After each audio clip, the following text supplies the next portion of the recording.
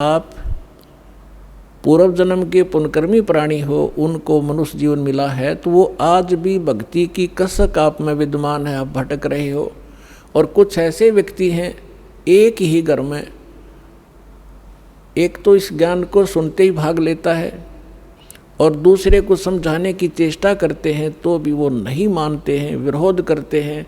तने देवी देवता छोड़ दिए, तने बैठा बैठा दिया है, देवता रुष्ट हो जाएंगे, ये हो जाएगा, नुकसान हो जाएगा, या वो भक्ति करते ही नहीं है। तो इसका कारण बताया परमात्मा ने। कबीर साहब कहते हैं, सठ दल दोनों दीन का, दिल में दोष न धार, सतगुरु का कोई एक है, यू काल का सब संसार। जैसे कोयल जो होती है, ये कोयल अपना अलग से घोंसला बनाकर अंडे नहीं पैदा करती, क्योंकि अलग से वो अंडे देती है तो कौवे उसको खा जाते अंडों को। वो ऐसे सूझबूझ से अपना काम निकालती है। जो मादा काग कौवी कहीं अंडे उत्पन्न कर देती है, उस ताक में रहती है, और जब वो कभी बाहर जाती है अपना आहार करने के लिए, चुग्गा चुगने के लिए, तो पीछे से उसी के घोंसले में अंडे उत्पन्न कर देती है। अब वो कौवी वापस आती है तो वो 2 के स्थान पर 4 अंडे पाती है, लेकिन वो समझ नहीं पाती है तेरा कौन सा है, दूसरा कौन सा है। तो उन सभी को वो उसको परिवरिश कर देती है, उनसे बच्चे निकाल देती है और उनमें उसका अपना सा मोह हो जाता है। और वो कोयल सामने देखती रहती है, उनके आसपास रहती है कि कब ये बच्चे उड़ने योग्य हों और फिर इनको मैं साथ ले जाऊं। जब वो देख लेती है कि ये बच्चे कुछ दूर तक उड़कर वापस आने लगे हैं, तब दूर वृक्ष पर बैठ कर अपनी बोली बोलती है, कुहू कुहू की। जो कोयल के बच्चे होते हैं वो उस आवाज़ से प्रभावित होते हैं और ऐसे चारों तरफ देखते हैं, उस आवाज़ के साथ वो खींचे चले जाते हैं। और जो काग वाले होते हैं उनका असर भी नहीं होता, वो अपने बैठे ऐसे ही, वो उड़कर चल पड़े, कोयल वाले काग वाले वहीं रह गए। अब कौवी दौड़ती है, उड़ती है पीछे पीछे उनके साथ कि मेरे बच्चे गए, तो कोयल और दूर चली जाती है, कुहू कुहू करती हुई उड़ती हुई, तो बहुत दूर निकल जाती है। कौवी वापस आ जाती है कि कहीं पीछे ये बच्चे तो गए सो गए, कहीं पीछे वालों को हानि ना हो जाए, उनको छोड़कर वह वापस आ जाती है। तो कोयल वाले बच्चे अपनी माँ की बोली पहचान कर उसके साथ चले जाते हैं और काग वाले वहीं रह जाते हैं। घर घर के अंदर आज ऐसी स्थिति हो चुकी है। जो परमात्मा के पूर्व जन्म के संस्कारी हंस हैं, परमात्मा की इस बोली को, कोयल की बोली को सुनते ही फड़क गए और भाग लिए सतलोक आश्रम की ओर। और वो भी अगर छाने नहीं हुए हैं, अभी समझन जोगे जो शेष रह रहे हैं, ये भी हो सकता है, तो वो भी अगर कोयल के होंगे तो अवश्य सतलोक आश्रम बरवाड़ा में आना पड़ेगा उनको। तो ठीक इसी प्रकार पिछले संस्कार से आपको सब वस्तु प्राप्त हो रही है, लेकिन आगे की भी तैयारी करवानी है। जैसे कागभूषण का पिछला संस्कार नहीं था, ऐसा रीजन बन गया और उसके ऊपर इतना सत्संग की बौछार होगी, ना चाहते हुए भी उसने वहाँ रहना था। रोज ऋषि ने, संत ने सत्संग करना था, उसका असर हो गया। अब जैसे किसी को सर्प डस जाता है और पहले मंत्रों से यंत्र ये सब जतन हुआ करते थे, गारुड़ एक मंत्र सिद्ध कर लेता है वेद का, और उस मंत्र से फिर वो विष उतारता है, तो उस जिसको सर्प ने डसा हुआ है वो अचेत पड़ा है, ना उस मंत्र की लैंग्वेज समझता है, ना आवाज़ सुन रहा है, लेकिन वो मंत्र फिर भी उसके ऊपर असर करके विष रहित कर देता है और वो सचेत हो जाता है। ठीक इसी प्रकार आज परमात्मा ने यही तरीका बनाया है। ऐसे साधन बना दिए, चिप बनवा दी, वीडियो ये DVD बनवा दी, सुबह दोपहर शाम की आरती कंपलसरी करनी पड़ेगी। अब घर के अंदर जो सदस्य नहीं भी नाम लेना चाहते और ना सुनना चाहते, वो घर से बाहर कहाँ जाएंगे। आप अपनी आरती भी कर रहे हो, आप अपना मंत्र जाप भी कर रहे हो, आप परमात्मा की वाणी सत्संग भी चला देते हो देर सवेर, तो उनके ऊपर उस कागभूषण की तरह एक दिन असर होगा, और वो भी या राम नाम की कलम उनका भी चढ़ेगी एक दिन, और उनका पार होगा, क्योंकि भगवान का वचन है। तो ये तरीका अपनाया परमात्मा ने। परमेश्वर ने बताया कि हमारी काल के साथ वार्ता हुई थी जब परमात्मा ने कहा था कि मैं नीचे के लोकों में जाके तेरी वास्तविकता बताऊंगा सभी प्राणियों को कि तू भगवान नहीं है, तू काल है, इनको खाता है, इसलिए तो इनको जन्मता और मारता है, पैदा करवाता और मारता है। असली भगवान कोई और है, वहाँ जाने का तरीका मैं बताऊंगा, ऐसा गुप्त मंत्र मैं लेकर आया हूँ। तब काल ने पैर पकड़ दिए, बहुत ज़्यादा जो है प्रार्थना की, परमात्मा ने स्वीकार की।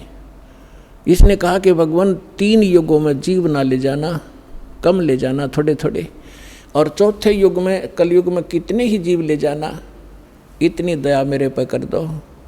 परमात्मा को भी पता था कि सतयुग त्रेता द्वापर में ये जीव गणे दुखी नहीं होते और इनकी पूर्व जन्म की बैटरी चार्ज होती है, उसी से ये सुखी होते हैं। और ये सोच रहे होते हैं हम राम और कृष्ण की भक्ति कर रहे हैं, शायद इसी से सुखी हैं, तो इसलिए ये मेरे ज्ञान को स्वीकार नहीं कर पाएंगे। मालिक को मालूम था, तो इसलिए मालिक ने कहा था परमात्मा ने कि भाई ठीक है, चौथा युग जब कलयुग आई तब हम अपना अंश पठाई और काल फंद छूटे नरलोई, सकल सृष्टि परवानिक हुई। परमात्मा ने कहा था जब कलयुग के अंदर मैं अपना दास भेजूंगा और फिर ये काल के सब बंधन छूटेंगे और सारा विश्व मानव शरीरधारी प्राणी और साथ में जो मनुष्य, जो पशु पक्षी हैं, वो भी मनुष्य धारण करेंगे और वो सभी परमात्मा की भक्त नाम लेंगे। सकल सृष्टि परवानिक हुई, परवानिक माने दीक्षित होंगे। और कहते हैं कलयुग बीतते 5500 पाचा, तब ये वचन मेरा होगा साचा। और कलयुग बीत जावे जब एता, सकल यानी सभी प्राणी परम पुरुष पद चेता।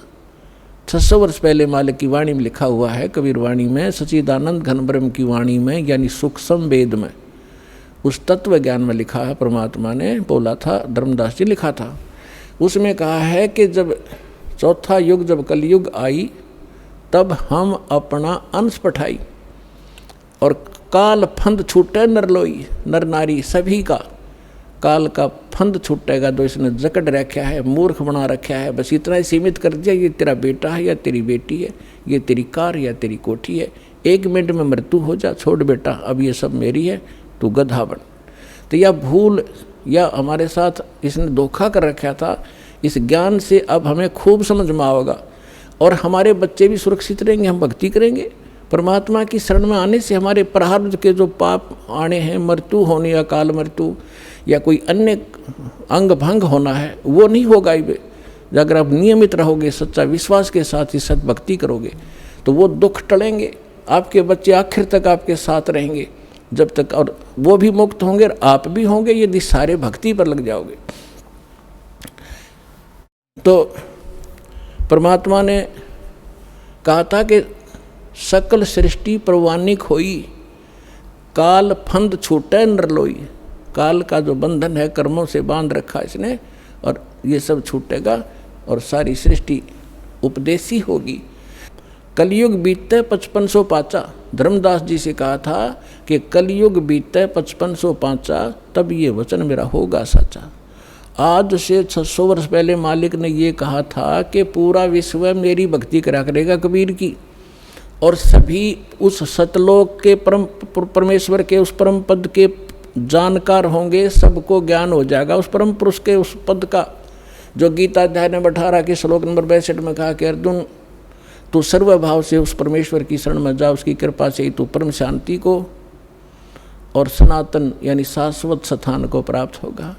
गीता अध्याय नंबर 15 के श्लोक नंबर 4 में कहा कि तत्वदर्शी संत की प्राप्ति के उपरांत यानी तत्व ज्ञान से परिचित होने के उपरांत परमेश्वर के उस परम पद की खोज करनी चाहिए, जहाँ जाने के बाद साधक फिर लौटकर कभी संसार में नहीं आते।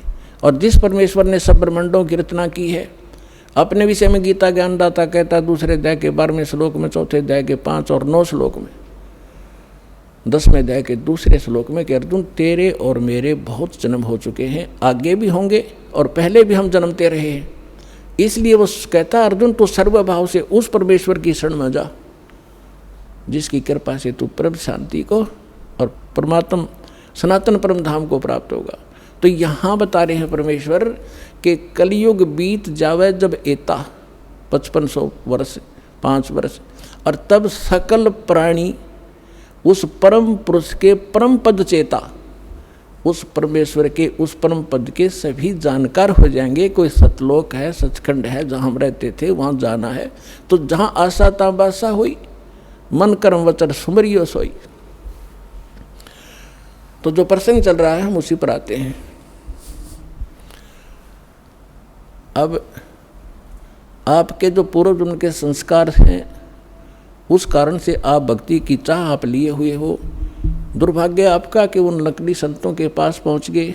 तो परमात्मा ने कहा था कि जब कलयुग 5505 बीत जाएगा, उसमें सभी पंथ और सभी जितने भी मजहब अपना उनके धर्म गुरु, वर्तमान गुरु जो भी ज्ञान रखते हैं वो सब सुना चुके होंगे, उनकी बहुत बड़ी पुस्तकें बन चुकी होंगी।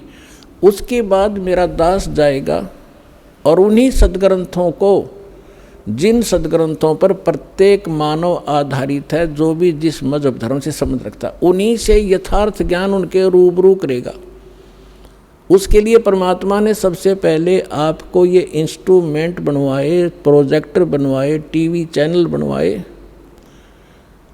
दास आपको तो अब समझ में आएगी कि ये क्या हो रहा है, और आपको इतना तो ज्ञान है कि आज से 10-12 वर्ष पहले इनका नामो निशान नहीं था, और पीछे जाओगे तो किधर सोच भी नहीं थी कि ये ऐसे इंस्ट्रूमेंट बनेंगे। यदि मानव बना सकता तो बहुत पहले बना लेता इसको। ये परमात्मा का दिया हुआ ज्ञान बुद्धि है, पूरा विश्व उसके बालक हैं।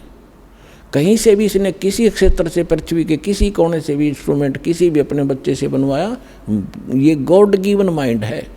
मानुष जीव सत्र का ये नहीं बना सकता। ये इसलिए बनवाया दाता ने, पहले आपको शिक्षित किया। अब इस दास का जन्म 1951 में हुआ, तब तक शिक्षा का कोई नामो निशान नहीं था। इक्का दुक्का की तो बड़ा करता कोई, और उसके बाद एकदम बाढ़ सी आ गई। इतने आकर्षित हुए, कारण कुछ भी बिना, चाहे रोजी रोटी के लिए सब ने डिवोट कर दिए अपने बालक। 20-20 वर्ष तक बेटा बेटी पढ़ो पढ़ो, और मालिक ने दया करनी थी कि इसका सदुपयोग करेंगे। फिर ये इंस्ट्रूमेंट आपके सामने है, सदग्रंथ आपके रूबरू कर रहा है दास, और उनका निष्कर्ष निकाल के परमात्मा के ज्ञान से तोल रहा है। तो इस मानुष जीवन का मूल उद्देश्य यही है कि आप भक्ति करके यहाँ से पीछा छुटवाओ, और जिस परिवार को आप सुखी और धनी देखना चाहते हो वो भी भगवान से ही हुआ करता है। भगवान आपको दोनों काम करेगा, यहाँ भी सुख देगा और मोक्ष भी मिलेगा। अब ऐसा कौन अनजान होगा जो इस अवसर ने चूकेगा? अब सभी इस बात को स्वीकार करेंगे।